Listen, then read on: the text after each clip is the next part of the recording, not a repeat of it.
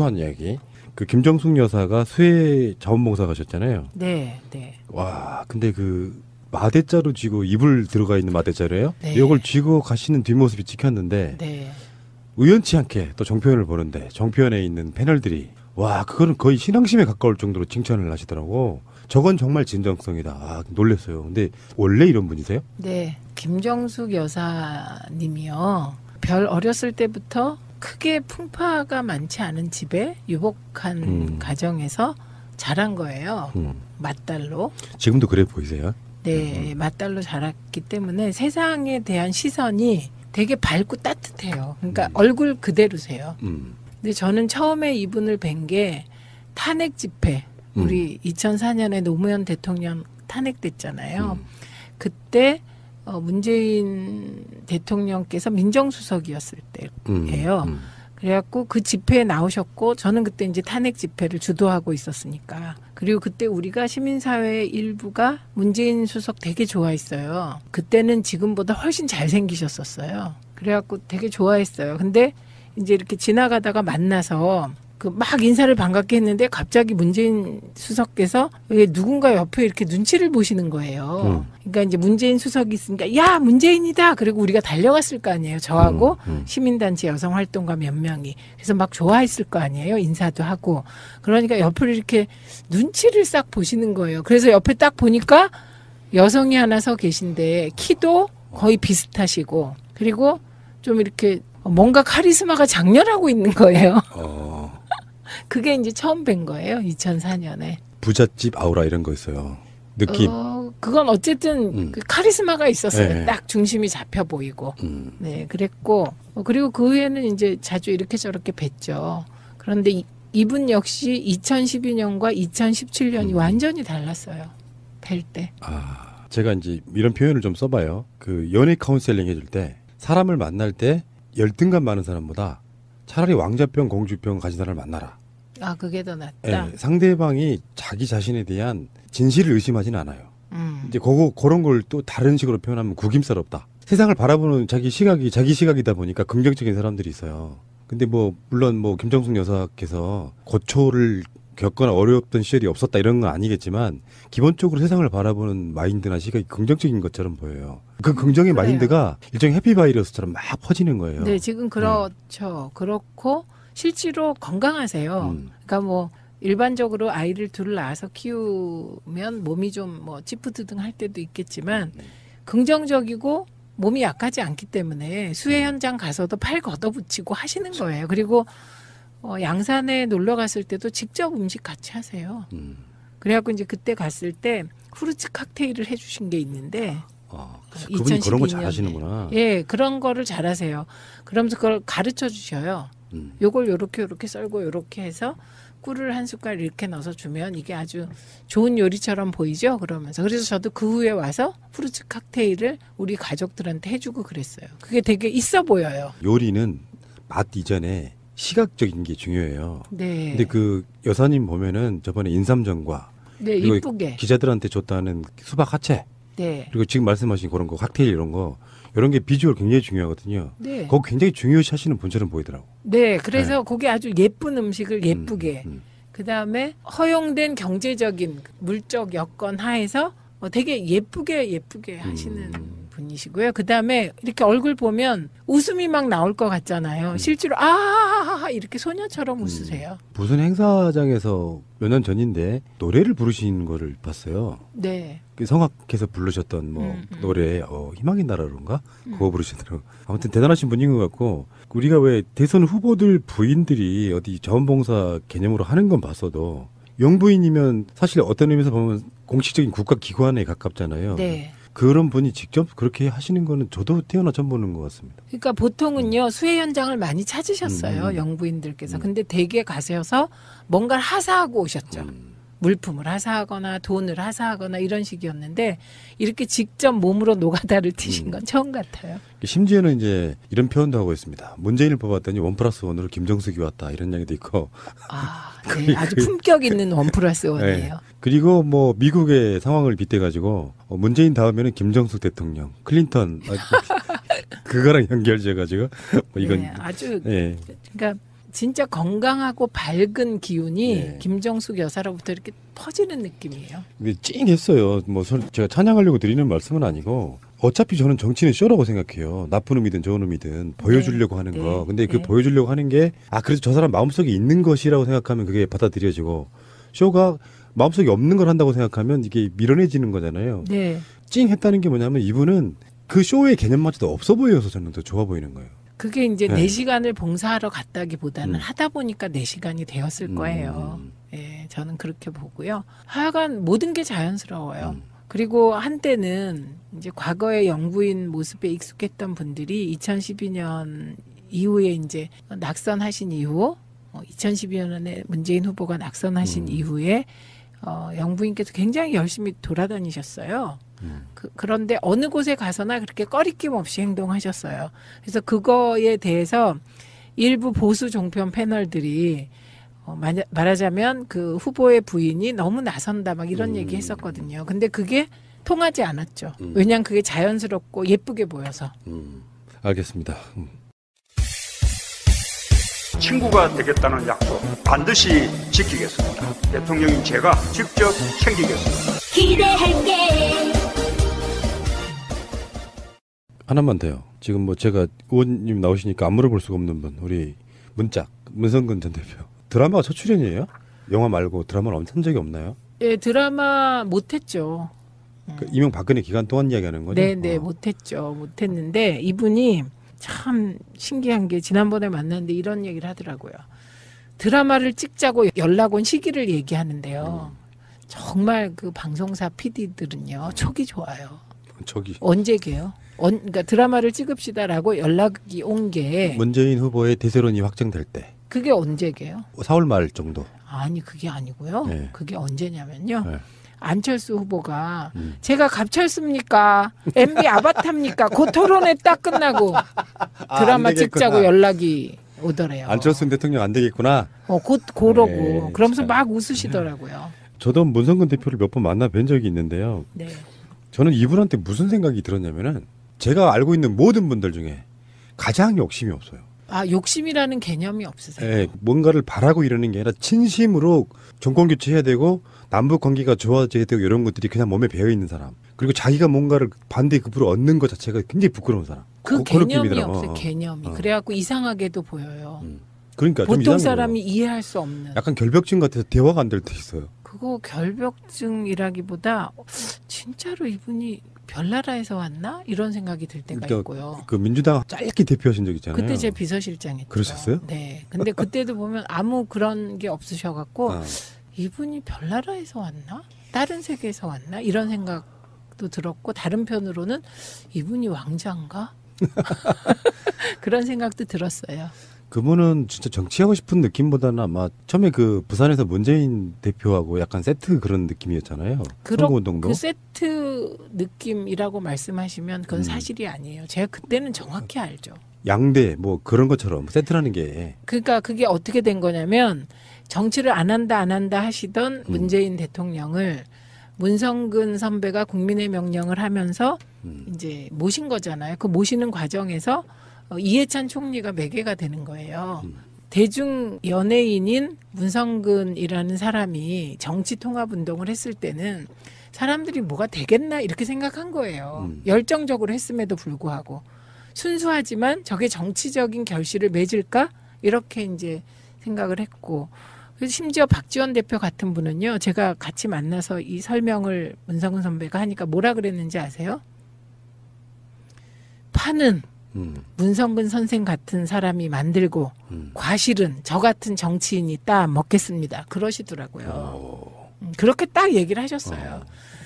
그래갖고 이제 이해찬 총리께서 18만 정도를 우리가 모으고 나니 이제 좀 일이 될 것도 같다. 혹은 너무나 문성근과 그들이 열심히 하니까 힘을 좀 보태주시기 위해서 같이 해주시기 시작한 거예요. 그때 시민주권 대표셨거든요. 그래서 이해찬 총리가 같이 한다고 하니까 그 뒤부터는 정치인들의 태도가 달라지더라고요. 그리고 이해찬 총리가 정말 간곡하게 문재인 실장에게 내가 어떻게든 당신을 도울 테니 우리가 정권 교체는 해야 되지 않겠냐. 그러려면 통합이 필요하다. 이렇게 해서 혁신과 통합이 만들어진 거죠. 그러고는 이제 민주통합당 만들고 총선이 됐잖아요. 근데 그때 이제 우리가 문재인 대권 프로젝트를 짜면서 장난처럼 우리 팀이 모여갖고 문성근 팀이 모여서 이런 얘기를 했어요. 문재인이 2012년에 대통령이 될 수 있을까? 그때 막 문재인은 원하지 않는데 여론조사에 넣으면 8%가 나왔어요. 그리고 그때 손학규 대표가 2% 3%가 나올 때거든요. 그래서 그럴 수 있을까 막 그 얘기하면서 그중에 한 명이 방법이 딱 하나 있어. 그러면서 부산에 나가서 국회의원에 당선되고 4월 총선에서 그러고 나서 대권으로 가는 한 길이 있다. 그때 그 얘기를 했을 때 모여있던 사람 전부가 그거는 여지껏 없었던 일이고 불가능한 일이다. 이렇게 이제 생각을 했어요. 근데 어떻게 하다가 총선에 출마하시게 됐는데 그 문성근 선배한테 그렇게 얘기했어요. 이제 호랑이 등에 올라탄 형국인데 피할 수 없습니다. 나 출마할 테니 같이 출마합시다. 이렇게 얘기를 했어요. 그래서 문성근 선배가 출마를 굳힌 거고 제가 나중에 물어봤어요.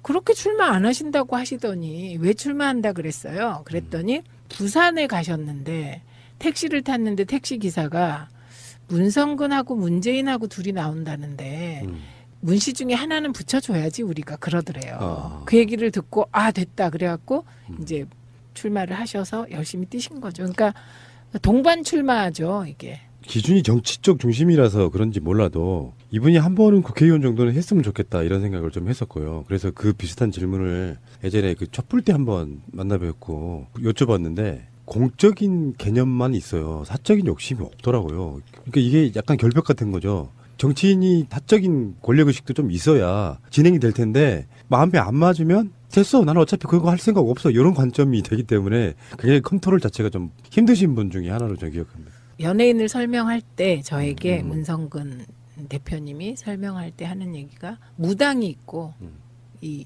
탤런트 중에 무당이 있고 무당과 사람 반반이 있고 그렇지 않은데 노력으로 되는 사람이 있다 이렇게 얘기를 하셨어요. 근데 거의 무당인 사람을 김혜자 씨하고 그 최민수 그 두 분을 꼽으세요. 그리고 본인은 끝까지는 안 간다는 거죠. 그런데 기본적으로 이분은 연예인이세요. 네, 연예인이고 그리고 연기할 때 가장 행복한 분이고요. 네. 그래서 이제 저는 문성근 선배 같은 분이 옆에 있기 때문에 그러니까 저는 또 반반인 거죠. 문성근 선배가 저를 표현할 때 그렇게 표현했어요. 공적인 마인드를 뒷받침하는 그 사적인 태도가 되게 조화가 돼 있다고 표현한 적이 있어요. 그러니까 저도 처음에는 정치하고 싶은 거 제로였어요. 근데 국회의원을 하다 보니 공적인 것과 사적인 게 일치할 수 있구나. 그런 생각을 한 케이스거든요. 여하튼 특이한 분이세요. 네. 피가 특이한 거예요. 그게 조작이라는 드라마 제목도 참 조작적이죠. 한 10년 동안 조작을 엄청 당해가지고 어제 조작하는 게 1편부터 나왔잖아요. 네. 네. 저 못 봤습니다. 꼭 봐야겠습니다. 저 봤어요. 봤고 왜 봤냐면 문성근 선배 나오는 건 무조건 다 봐요. 석조주택 살인 사건도 봤어요. 문성근 선배 나왔기 때문에. 이명박근혜 시기에 영화를 하시긴 하셨는데 그 무서운 역할 맡았던 정말 완전히 사이코. 실종. 그러면 배역만 줬다는 거 아니에요. 네. 그것이 알고 싶다의 히어로. 한반도도 있었고. 예. 네. 근데 조작은 네. 어제 조작은 한마디로 얘기하면 문성근의 연기만 돋보인 편이었어요. 1, 2편이. 그리고 너무 많은 그 직접적인 메시지를 주고 싶어서 너무나 메시지가 강해서 조금 산만한 느낌이었어요. 근데 그 와중에 문성근의 연기는 돋보였어요. 그게요. 이중 플레이하는 아주 나쁜 말하자면 지읒일보 상무쯤 되는 거예요. 역할이. 예. 불과 몇 년 전에 제1야당의 한때나마 대표였던 사람이 드라마로 나오는 거. 뭔가 좀 우리가 볼 때는 그냥 드라마로 봐지는 게 아니고 그 정치인 문성근의 모습도 언뜻 보게 되는 이런 것도 좀 있다. 그런 재미도 있는 것 같고요. 많은 분들의 시청 바라겠습니다. 새가 날았는데 안 들으셔도 됩니다. 12%였습니다. 네. 20% 올리는 게 목표입니다. 네. 다음에요. 이렇게 짧게 가야 되는데 시간이 굉장히 많이 가네요. 짧게 할 만한 얘기가 별로 없었네 알고 보니까. 김정숙, 문성근. 네. 넘어가겠습니다. 오늘 25일 날 문재인 대통령이 임명한 장관들, 순수한 장관들과 첫 국무회의가 열린 날이에요. 딱 비슷한 것 같아요. 인수위가 있었다라고 하면 딱 그 즈음에서 자기가 세팅한 장관들을 모아놓고 하는 첫 국무회의. 지금부터가 이제 시작인 거죠. 네, 근데 네. 국무회의가 되게 길어진 것 같아요. 네. 네. 제가 누군가를 만나기로 했는데 국무회의가 길어져서 늦게 왔더라고요. 근데 제가 이제 물어봤어요. 원래 국무회의는요, 짧게 끝나는 거예요. 모든 그 내용은 차관회의에서 다 정책 조정이 이루어지고, 국무회의는 방망이만 두들기는 거라, 의견. 차관회의에서 안건 조정이 안 되면 국무회의에 못 올라오는 거거든요. 근데 왜 이렇게 늦어졌어요? 그랬더니 대통령께서 국무회의 주재하시면서 할 말 다 해라 이렇게 돼갖고 정말 할 말을 다 했대요. 장관들 하고 싶은 말 다 해. 네. 이거는 뭐 대통령만 네. 할 말 다 하시는 그 네. 국민이 바라는 분위기가 아니라 국민들이 그렇게 할 말 다 하라고 대통령께 권한을 위임하니까 또 그 권한을 국무위원들한테 또 나누신 거죠. 저번에 그 김부겸 장관이 네. 김동연 부총리한테 그 증세 문제 비슷한 걸 이야기하면서 이렇게 우리들 표현으로 말하면 맞사리하게 직선적으로 이야기를 하더만요. 네. 아, 그래서 이게 달라진 풍경 중 하나겠구나. 예전 같으면 박근혜나 이런 사람들이 정해놓은 기조 내에서 누가 감히 최경환 경제부총리한테 그런 얘기를 합니까? 그렇기도 하고 이제 행자부 장관이시니까 그 증세 문제에 대해서 직접적으로 얘기할 그런 건 아니죠. 예, 과거 같으면 딱 자기 부처 일에 대해서 답만하면 되는 거거든요. 예.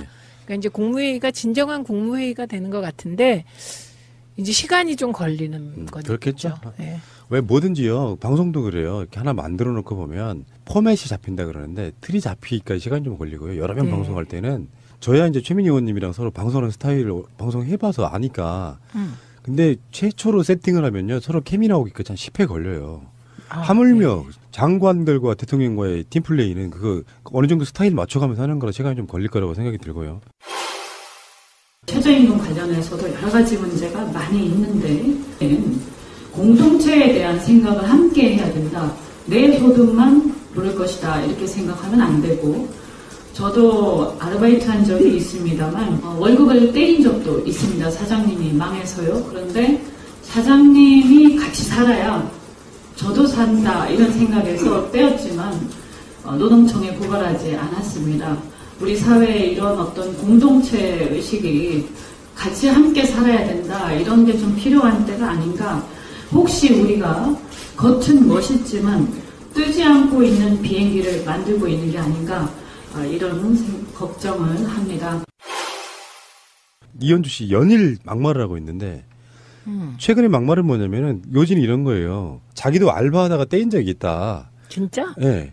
떼인 적이 있는데 사장님이 같이 살아야 저도 산다 이런 생각에 떼였지만 노동청에 고발하지 않았다. 그러면서 우리 사회 이런 공동체 의식이 같이 함께 살아야 된다. 이런 게 필요한 게 아닌가 생각을 하게 된다. 이런 식으로 이야기를 했단 말이에요. 궤변이네요. 궤변. 사용자 측 입장을 대변하고 싶은 말인 거잖아요. 이게. 그렇죠. 우리가 노동자들만 이야기하지만 사용자들도 생각해 줘라 이런 이야기 같은데 기존에 있던 노동자분들 비하 발언들이 있기 때문에 더 고깝게 들리고 더 나쁘게 들리는 거거든요. 근데 진짜 이분 왜 이러세요? 일단 뭐 생각 자체가 예, 우리들하고 다른 거죠. 그러니까 저희가 이제 민주당이 여러 가지 정체성을 다 버리면 마지막에 남는 우리의 정체성이 뭐냐 이런 토론을 한 적이 있어요. 내부에서.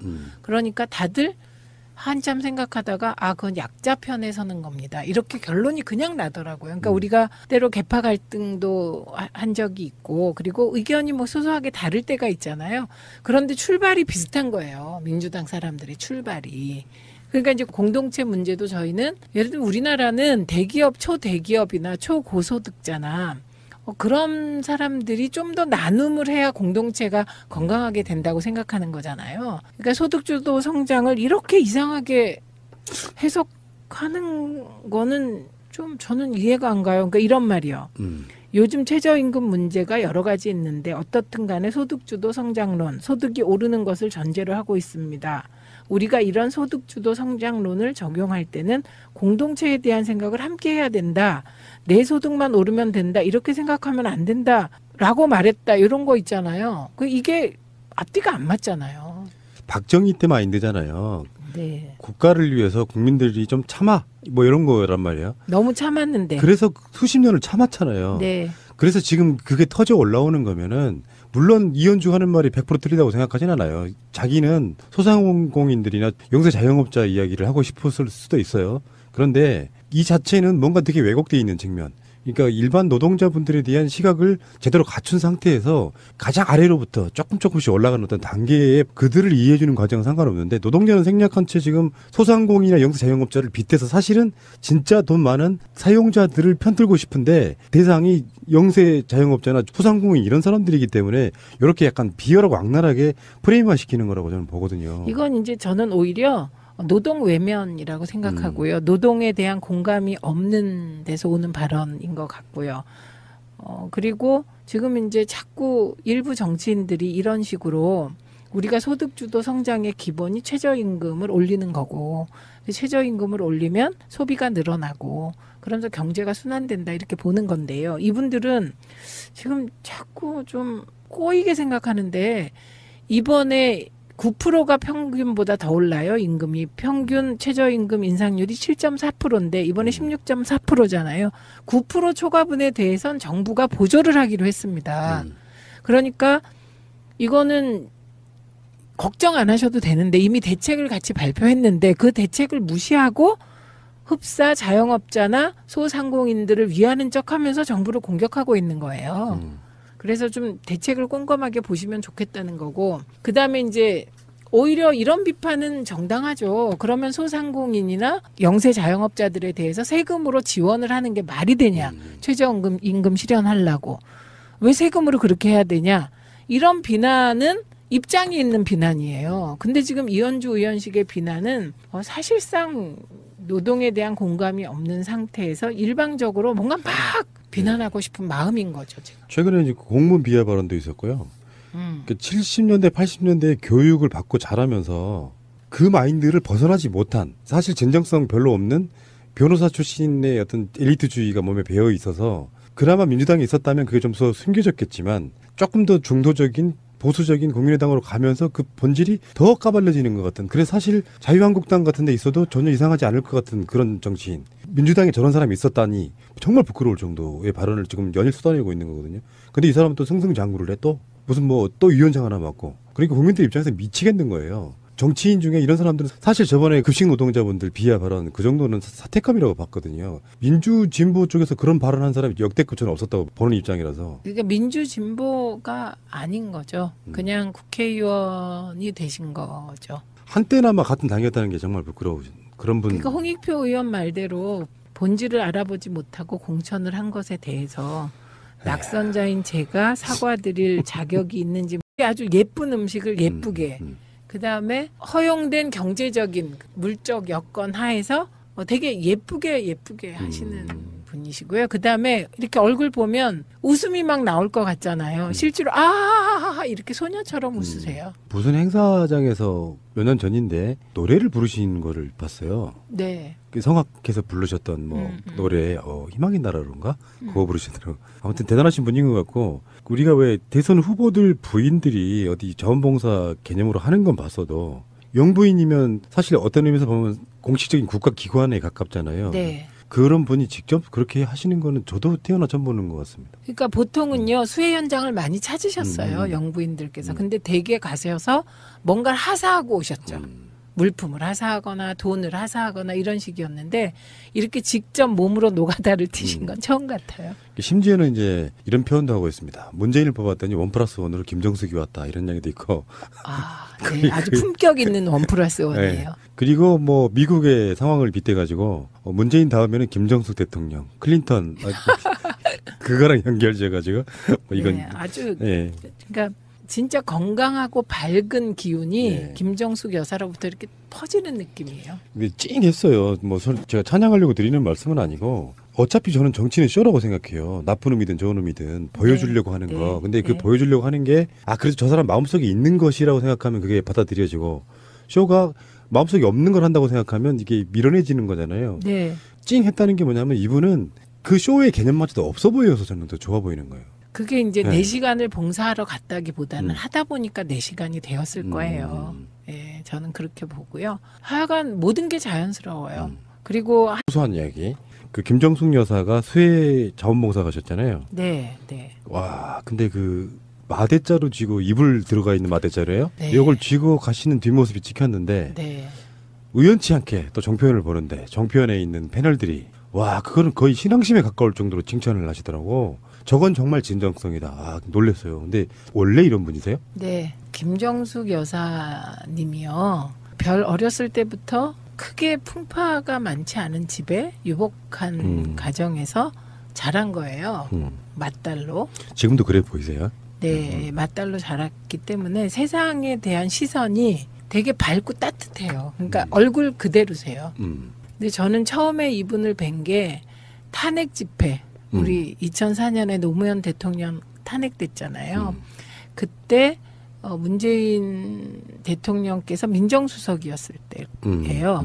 그래갖고 그 집회에 나오셨고 저는 그때 이제 탄핵 집회를 주도하고 있었으니까. 그리고 그때 우리가 시민사회 일부가 문재인 수석 되게 좋아했어요. 그때는 지금보다 훨씬 잘생기셨었어요. 그래갖고 되게 좋아했어요. 근데 이제 이렇게 지나가다가 만나서 그 막 인사를 반갑게 했는데 갑자기 문재인 수석께서 누군가 옆에 이렇게 눈치를 보시는 거예요. 그러니까 이제 문재인 수석이 있으니까 야 문재인이다. 그리고 우리가 달려갔을 거 아니에요. 저하고 시민단체 여성활동가 몇 명이. 그래서 막 좋아했을 거 아니에요. 인사도 하고. 그러니까 옆을 이렇게 눈치를 싹 보시는 거예요. 그래서 옆에 딱 보니까 여성이 하나 서 계신데 키도 거의 비슷하시고 그리고 좀 이렇게 뭔가 카리스마가 장렬하고 있는 거예요. 그게 이제 처음 뵌 거예요. 2004년에. 부잣집 아우라 이런 거 있어요. 느낌. 그건 어쨌든 개념이 없으세요. 네, 뭔가를 바라고 이러는 게 아니라 진심으로 정권 교체해야 되고 남북 관계가 좋아져야 되고 이런 것들이 그냥 몸에 배어 있는 사람. 그리고 자기가 뭔가를 반대급부로 얻는 것 자체가 굉장히 부끄러운 사람. 그 그런 개념이 느낌이더라고. 없어요. 개념이. 그래갖고 이상하게도 보여요. 그러니까 좀 보통 이상한 사람이 거예요. 이해할 수 없는. 약간 결벽증 같아서 대화가 안 될 때 있어요. 그거 결벽증이라기보다 진짜로 이분이 별나라에서 왔나? 이런 생각이 들 때가 그러니까 있고요. 그 민주당 짧게 대표하신 적 있잖아요. 그때 제 비서실장했죠. 그러셨어요? 네. 근데 그때도 보면 아무 그런 게 없으셔갖고 이분이 별나라에서 왔나? 다른 세계에서 왔나? 이런 생각도 들었고 다른 편으로는 이분이 왕자인가? 그런 생각도 들었어요. 그분은 진짜 정치하고 싶은 느낌보다는 아마 처음에 그 부산에서 문재인 대표하고 약간 세트 그런 느낌이었잖아요. 선거운동도. 그 세트 느낌이라고 말씀하시면 그건 사실이 아니에요. 제가 그때는 정확히 알죠. 양대 뭐 그런 것처럼 세트라는 게. 그러니까 그게 어떻게 된 거냐면 정치를 안 한다 하시던 문재인 대통령을 문성근 선배가 국민의 명령을 하면서 이제 모신 거잖아요. 그 모시는 과정에서 이해찬 총리가 매개가 되는 거예요. 대중 연예인인 문성근이라는 사람이 정치 통합 운동을 했을 때는 사람들이 뭐가 되겠나 이렇게 생각한 거예요. 열정적으로 했음에도 불구하고 순수하지만 저게 정치적인 결실을 맺을까 이렇게 이제 생각을 했고 그래서 심지어 박지원 대표 같은 분은요. 제가 같이 만나서 이 설명을 문성근 선배가 하니까 뭐라 그랬는지 아세요? 파는 문성근 선생 같은 사람이 만들고 과실은 저 같은 정치인이 따 먹겠습니다. 그러시더라고요. 그렇게 그 카리스마가 있었어요. 네. 딱 중심이 잡혀 보이고. 네, 그랬고 그리고 그 후에는 이제 자주 이렇게 저렇게 뵀죠. 그런데 이분 역시 2012년과 2017년이 완전히 달랐어요. 뵐 때. 아, 제가 이제 이런 표현을 좀 써봐요. 그 연애 카운셀링 해줄 때 사람을 만날 때 열등감 많은 사람보다 차라리 왕자병, 공주병 가진 사람을 만나라. 아, 그게 더 낫다. 네, 상대방이 자기 자신에 대한 진실을 의심하지는 않아요. 이제 그런 걸 또 다른 식으로 표현하면 구김살없다. 세상을 바라보는 자기 시각이다 보니까 긍정적인 사람들이 있어요. 근데 뭐 물론 뭐 김정숙 여사께서 고초를 겪거나 어려웠던 시절이 없었다 이런 건 아니겠지만 기본적으로 세상을 바라보는 마인드나 시각이 긍정적인 것처럼 보여요. 그 긍정의 그래요. 마인드가 일종의 해피바이러스처럼 막 퍼지는 거예요. 네, 지금 그렇죠. 그렇고 실제로 건강하세요. 그러니까 뭐 일반적으로 아이를 둘 낳아서 키우면 몸이 좀 뭐 찌푸드등 할 때도 있겠지만 긍정적이고 몸이 약하지 않기 때문에 수해 현장 가서도 팔 걷어붙이고 하시는 거예요. 그리고 양산에 놀러 갔을 때도 직접 음식 같이 하세요. 그래갖고 이제 그때 갔을 때 후르츠 칵테일을 해주신 게 있는데 그분이 그런 거 2012년에. 잘하시는구나. 예, 그런 거를 잘하세요. 그러면서 그걸 가르쳐 주셔요.